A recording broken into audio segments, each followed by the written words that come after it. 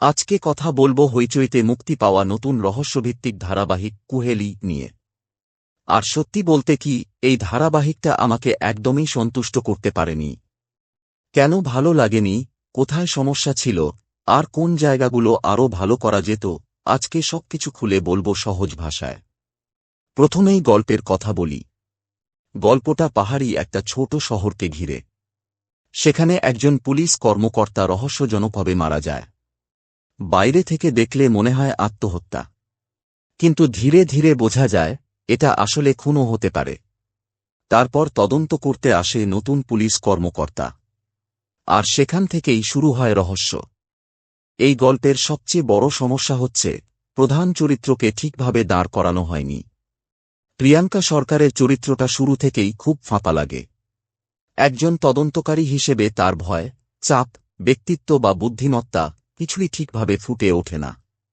ফলে দর্শক তার সাথে আবেগ দিয়ে জুড়তে পারে না। আর যখন প্রধান চরিত্রের সাথেই সম্পর্ক তৈরি হয় না, তখন পুরো গল্পটাই দুর্বল হয়ে যায়।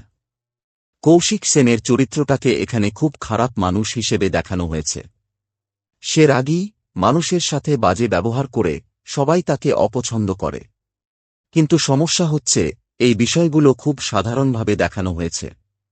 মানে একজন মানুষ কেন এত ঘৃণার পাত্র হল, তার অতীতে কি ভয়ঙ্কর ঘটনা ছিল, সেই জায়গাগুলো খুব গভীরভাবে দেখানো হয়নি।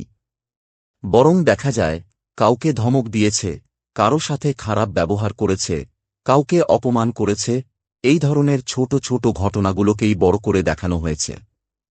ফলে রহস্যটা যতটা ভয়ঙ্কর বা ভারী হওয়ার কথা ছিল, ততটা মনে হয় না। আরেকটা বড় সমস্যা হচ্ছে ধারাবাহিকটা খুব দ্রুত বুঝিয়ে দেয় কার কার খুন করার কারণ আছে। রহস্যভিত্তিক গল্পে সাধারণত শুরুতে সবাইকে নির্দোষ মনে হয়।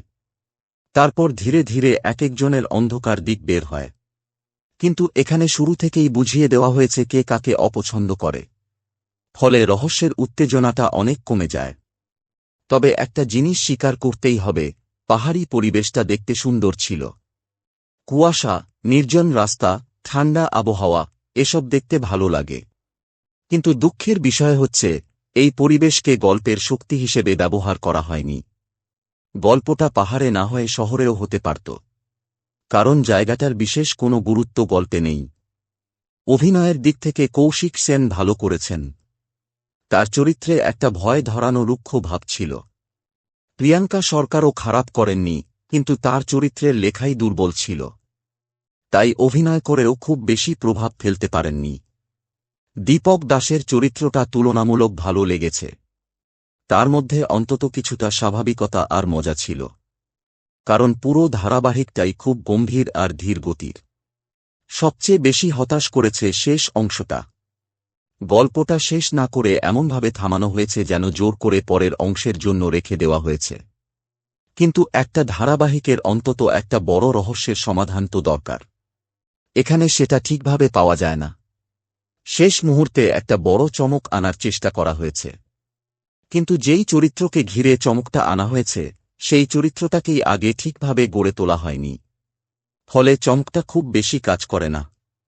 সব মিলিয়ে কুহেলি আমার কাছে খুব সাধারণ একটা রহস্যধর্মী ধারাবাহিক লেগেছে। নতুন কিছু নেই, খুব শক্তিশালী গল্প নেই, আর রহস্যের গভীরতাও কম। তবে যারা ধীর গতির রহস্যভিত্তিক গল্প পছন্দ করেন, তারা হয়তো একবার দেখতে পারেন। তো বন্ধুরা, আপনাদের কুহেলি কেমন লেগেছে? আপনাদের কি মনে হয়েছে শেষের চমকটা সত্যিই কাজ করেছে, নাকি আপনাদেরও হতাশ লেগেছে? অবশ্যই মন্তব্যে জানাবেন। ভিডিওটা ভালো লাগলে পছন্দ করবেন, শেয়ার করবেন, আর সিনেমার খোরাক চ্যানেলটি অনুসরণ করতে ভুলবেন না। আবার দেখা হবে নতুন কোনো সিনেমা বা ধারাবাহিক নিয়ে।